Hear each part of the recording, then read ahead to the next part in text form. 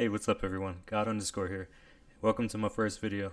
So for my first video, I decided to kind of do something special because I've been playing this game for about almost 4 years now, and my clan boss team has kind of evolved over the years. I went from using a double man or an easy double man eater, sorry, to a bat eater with Bellinor, and it kind of evolved over and over the years. As I got new champions, and I think I finally created a pretty pretty solid team. So let's go ahead and get into it, shall we?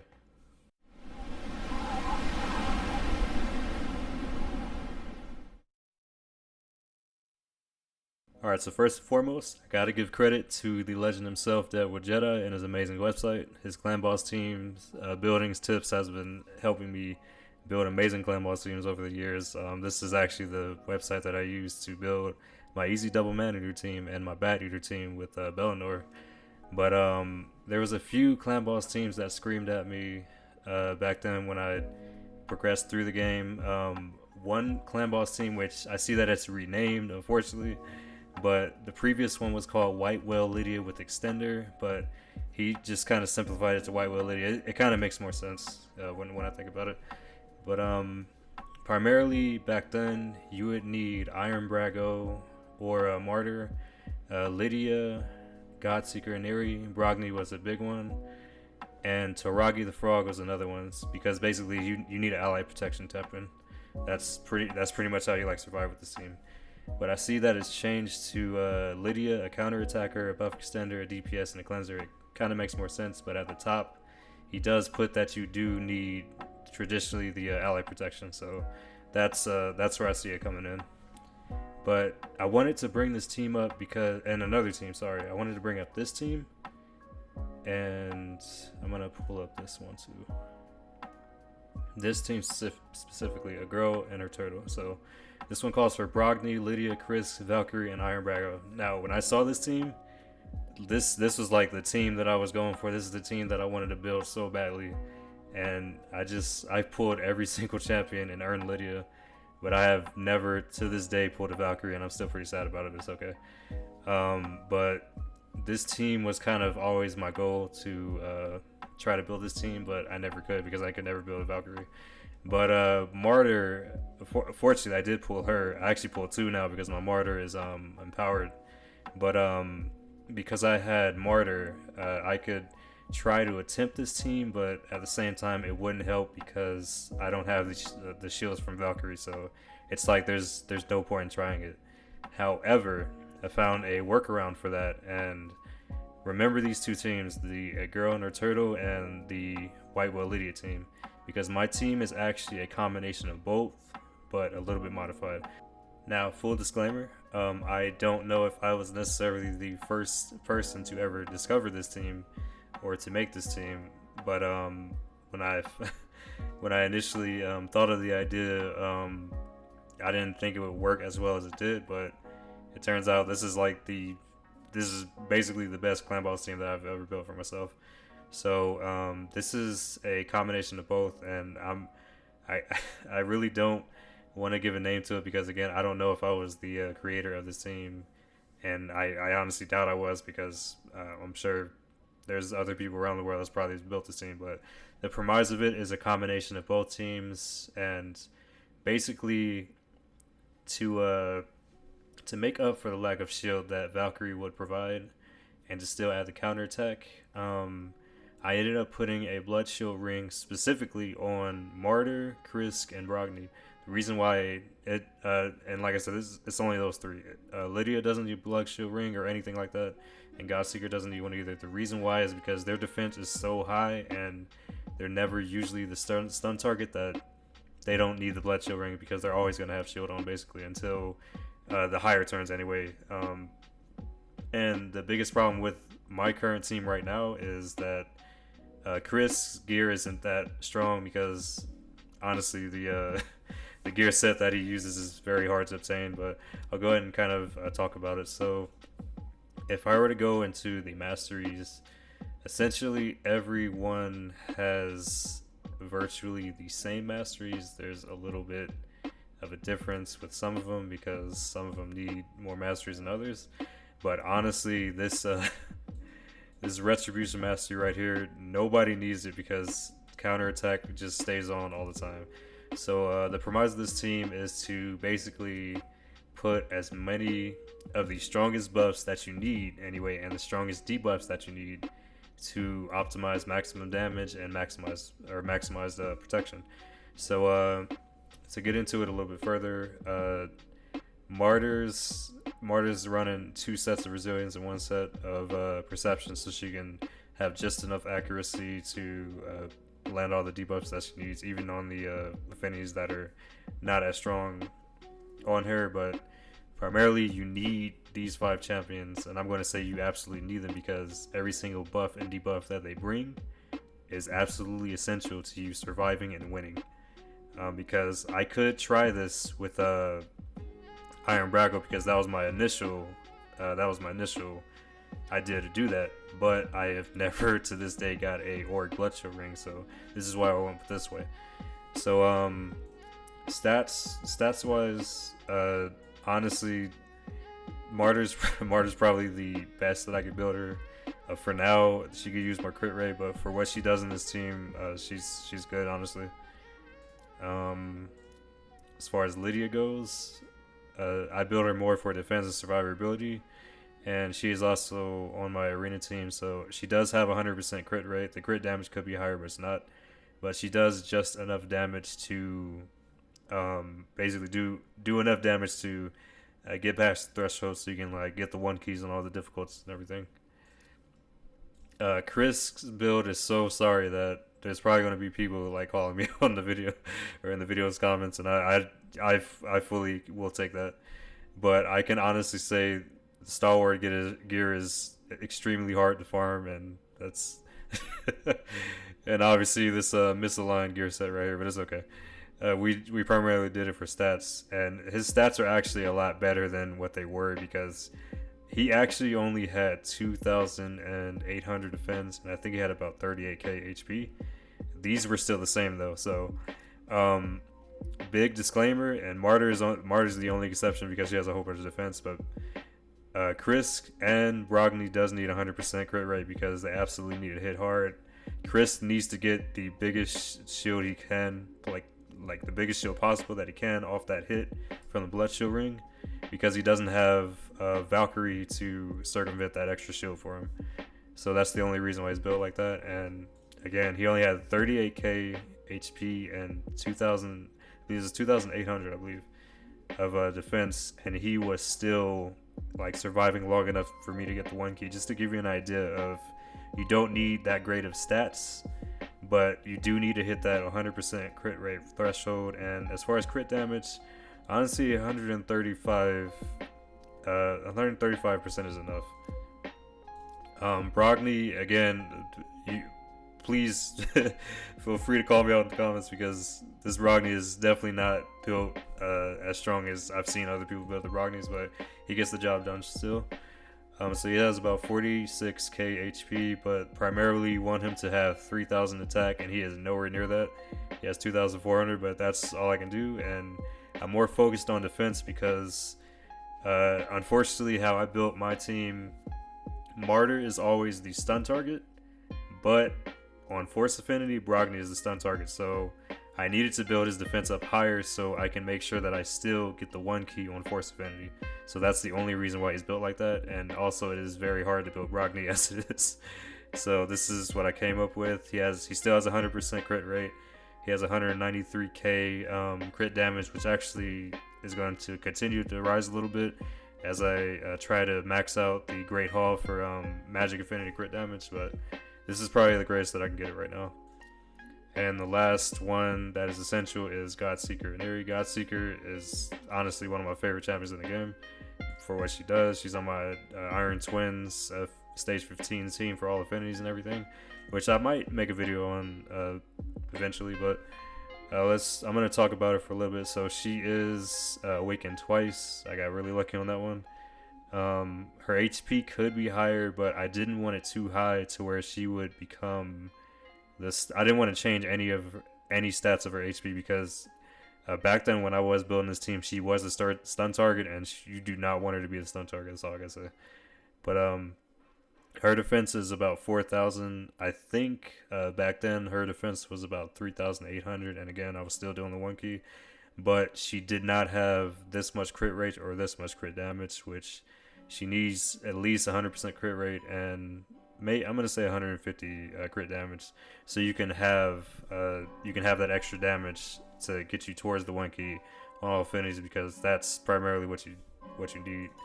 And essentially, the basis of this team is to have 2 buff extenders, which is Godseeker A1 and Krisk. And Krisk is obviously going to also bring the ally protection. Godseeker A1 is going to extend the buffs and bring extra healing, which you do absolutely need. Krisk is going to extend the shields, bring block debuffs, and bring the shield, obviously. Lydia is going to bring defense down and weaken and block buffs. Block buffs is a very big one, because you don't want the clan boss to get that increased attack buff, because he will he will absolutely destroy your team after that. I've seen it happen millions of times, because Lydia's accuracy wasn't high enough. And Martyr brings the attack down, which there's going to be one turn, which is the stun target hit. There's going to be one turn where the clan boss will not hit Krisk. And if Martyr does not land this attack down, 9 times out of 10, if your team is not built right, they're going to die that turn. Or at least the stun target is going to die that turn, because the attack down isn't on there. And the same goes for attack up, by the way. That block buffs on the higher turns and the attack down on the higher turns absolutely need to land. If it does not land, your team is going to fail and die, unfortunately. But the premise of it is Lydia is the fastest person on the team. Godseeker, no, sorry, is it Chris or is it? I gotta make sure on this one too, because he has 254 and she has. Yeah, okay, so it's first. The turn order is Lydia, Godseeker A1, Brogni, Krisk, and then it goes Martyr. Martyr is the slowest on the team. The reason why is because Lydia is going to do her buffs and debuffs first. Godseeker is going to extend those buffs. Krisk is going to also extend those buffs and bring it ally protection and everything. Brogni is going to extend the shields and kind of rotate. So, and then Martyr is going to bring. She's actually going to go like, it's kind of crazy how it's being to. You're going to see it in a second, but basically Martyr is going to put her buffs first, like, because rotation wise, she's going to put her buffs on first.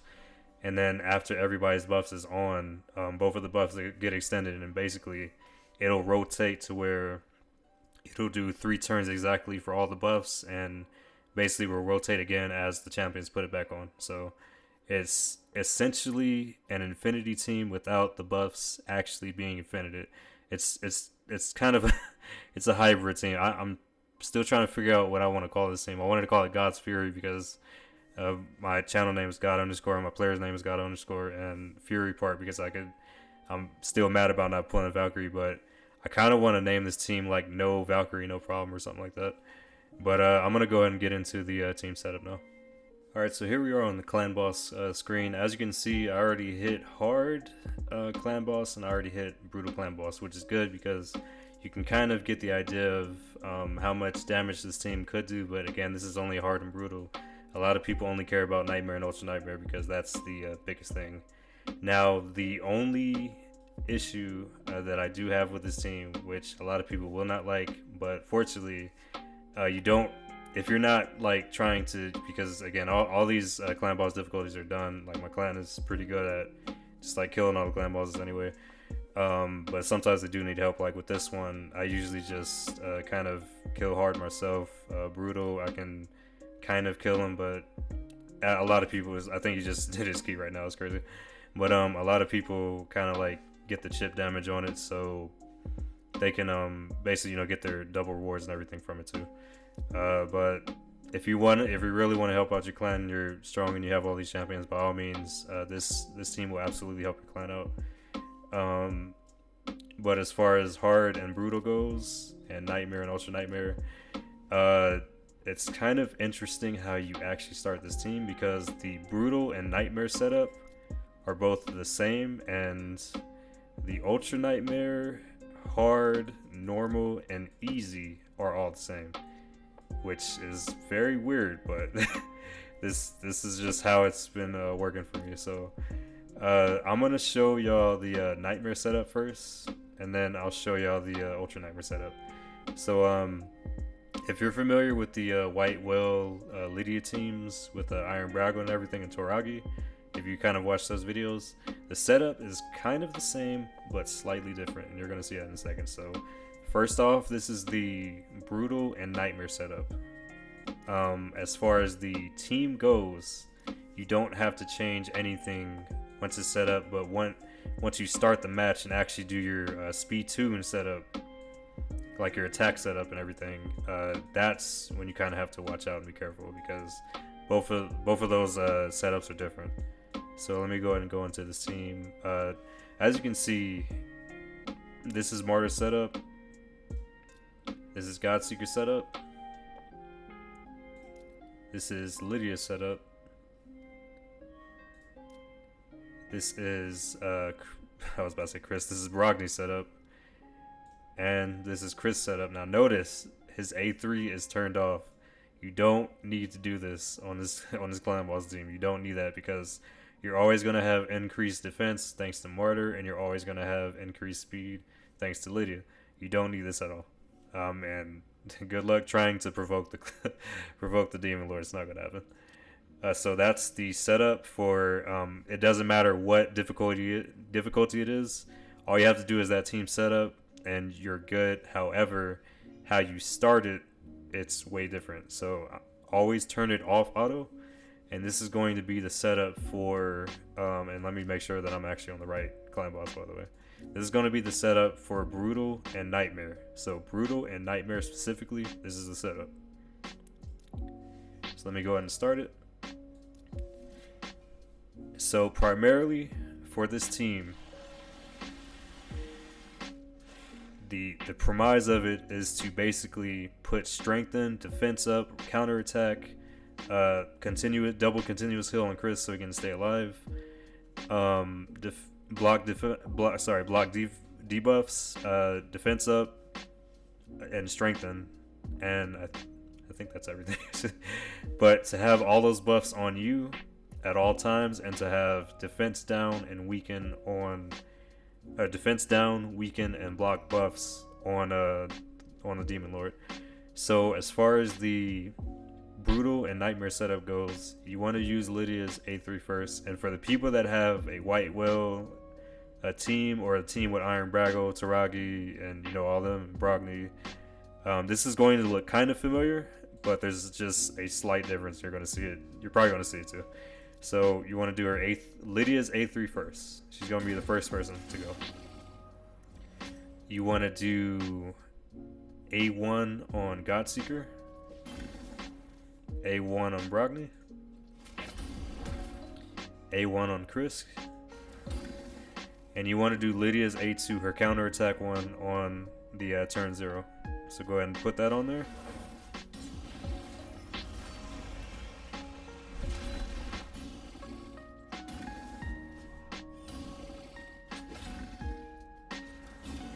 So as you can see, a couple things happen there. Do not worry about this brimstone stuff. I can definitely promise you can still do the 1 key without brimstone or your champions being awakened or anything like that. So a couple of things happen. First off, the Demon Lord he doesn't need poison sensitivity, because I'm not running anybody with poisons, unfortunately. So it's kind of a wasted debuff slot. But the block buffs, that was actually pretty lucky for Brogni, because his accuracy isn't high. I'm not even gonna talk about that one. But the block buffs, the attack down and defense down, the big ones, those are essential. Those are the ones that need to stay on, and they're always going to stay on. And the buffs that you have currently now are the shield, the defense up, and the counterattack. So now, in turn count 1, Lydia's going to do her A1, and Godseeker's going to do her A1. So as you can see, they lost both of their shields. So now Brogni is going to do his A3 to bring those shields back. And I'm showing you this slow because it's going to make more sense as the run is going through. So Brogni put up his shield and block debuffs. Now Krisk is going to do his A2. So he can do increase buff, ally protection, and put the continuous heals on himself. So now everybody has defense up, counterattack, block debuffs, a big old shield, attack up, and ally protection. And Krisk has his double continuous heals going on. So as of right now, Martyr is going to do her attack down to put a 2-turn attack down on him. And then Lydia is going to do her A2. So she can then put strengthen, speed up, and the clan boss now has 2 turns of defense down now. So now, as you can see, Lydia has like 1 turn of counter attack and defense up or defense down. But thankfully, Godseeker is coming in to extend those buffs. So Godseeker would do her A2, and then Brogni would then do his A2. And at this point, after he does his A2 to extend those shields, that's when you can hit auto. Right then and there. And I'm going to play it slow so you can kind of see it in fast motion. It's going to be kind of hard to talk fast and everything, but as you see, everybody is going to counterattack. It's barely turn count 2, and we're already at like 3 million damage. So A3 from Lydia, A1 from Martyr, A1, A1. Krisk does his A1. She does her A1. Now counterattack goes back up. A1. Shield and block debuffs goes up. Does the stun target hit? Still counterattacks. Everybody still has their buffs. Strengthen and speed up goes back up. Buff extension and ally protection goes back up. A1, do some damage. Another buff extension.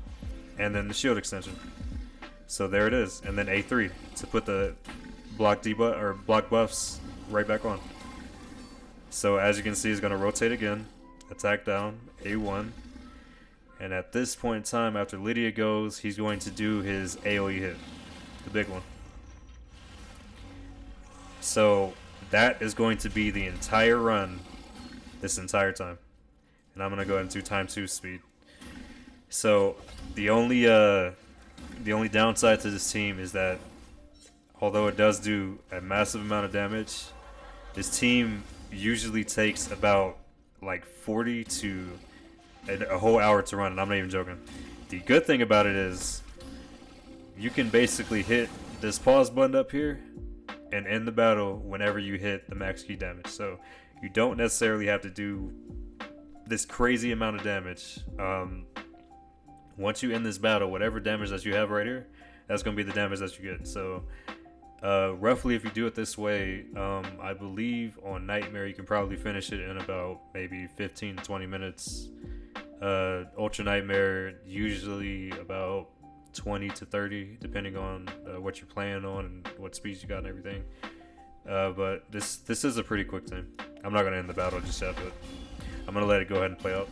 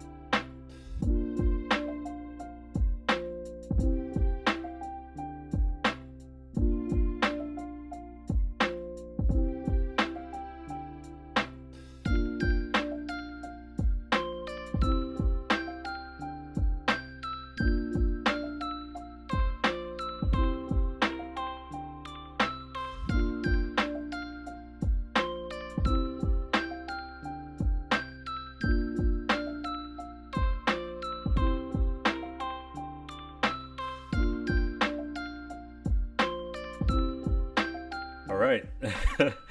So I definitely fast forwarded the entire fight, but as you can see, it took 54 minutes and 36 seconds if you do not stop it by the time it gets to max damage for the one key. However, if you were kind of paying attention, it got around 40 million damage at about 12 minutes, or sorry, it's about like 13, 14 minutes, maybe 15. But as you can see, it doesn't really take that long unless you just let it run. And if you were kind of seeing it, I was making it to the turn meter count. So as you can see, it did 2 million or 2 million. It did 234 million 234 million damage basically. So pretty insane for a team that doesn't have Valkyrie in it, but also this is only Nightmare. So that was the Brutal and Nightmare setup. So let's go ahead and move over to the Ultra Nightmare one now. And for damage purposes, I thankfully did a Ultra Nightmare run yesterday, and it was the same affinity and everything, so it was still Spirit. So for demonstration purposes, however, I'm going to explain the turn setup for Ultra Nightmare, Hard, Normal, and Easy. Like I said, the same setup for all four of those difficulties. So Ultra Nightmare, Hard, Normal, and Easy. This is going to have the same exact setup. So let me go ahead and click on this. And I will be stopping the match once I hit one. Honestly, I kind of don't want to. I just wanted to show y'all like what this team could actually do. So I'm not going to stop it. I'm gonna just let it run. But we're just going to go ahead and keep it off. Start on auto and go ahead and start the match.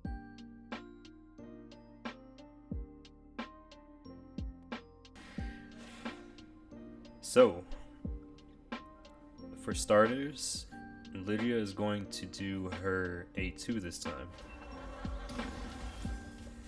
Godseeker is going to do her A2 also to extend the buffs.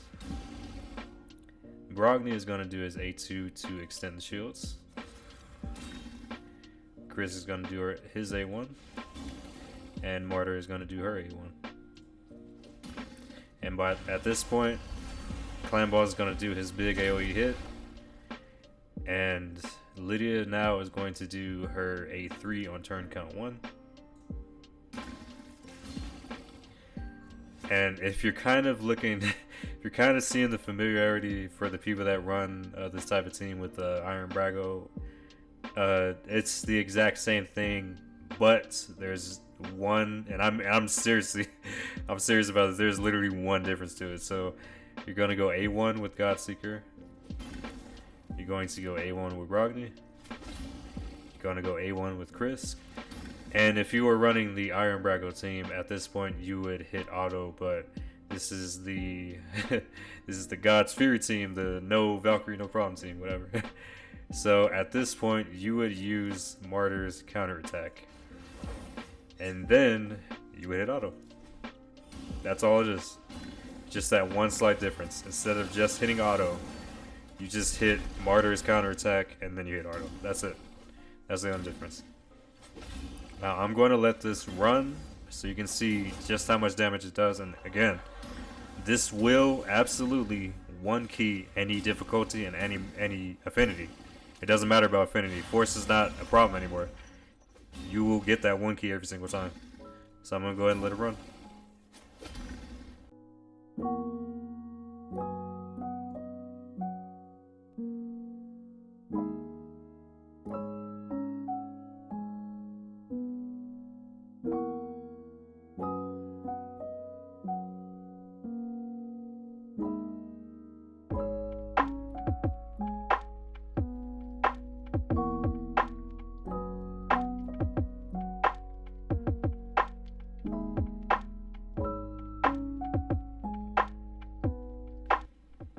Alright, so as you can see, it took about 33 minutes on Ultra Nightmare. This is probably one of the best runs that I've done in a long time, if not the best run that I have done with this team, so it's kind of insane. I got 136 million and made it to about turn count 80, 81-ish. I think this team started failing around turn 81. So very good, as you can see. Brogni definitely did the most damage. Lydia, I'm kind of basing both of their damage a little bit off of Brimstone, to be honest, but they still hit pretty hard, and they're still getting the War Master procs and everything, so they have definitely equally done a lot of damage, but Brogni almost got like 50 million damage, which is kind of insane.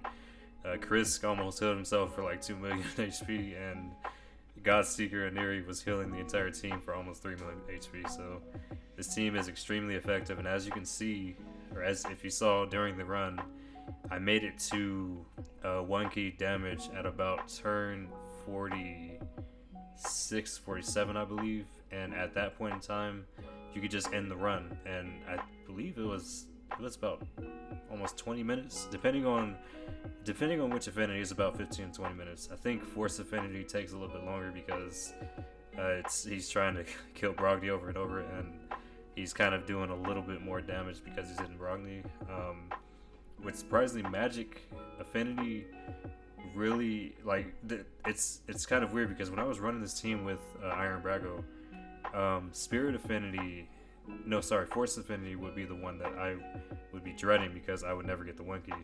Now that it is switched, Magic Affinity is actually the one that I'm worried about because I think I do about 85 million to 95 million damage if I just let it run. But you also have to be careful with the attack down because Martyr has Spirit Affinity, so the attack down won't land as often as it should. But if her accuracy is pretty high, I think I have it to almost 300. If her accuracy is about 280 and up, honestly, you really don't have anything to worry about after that. So that's the team. I mean, it can very well 1 key pretty much any difficulty in any affinity. It's extremely effective, and obviously the hardest part about this team is to actually get all the champions. Lydia is probably going to be the hardest to get because Faction Wars Faction Wars has always been a pain, unfortunately. That's always been a struggle with a lot of people.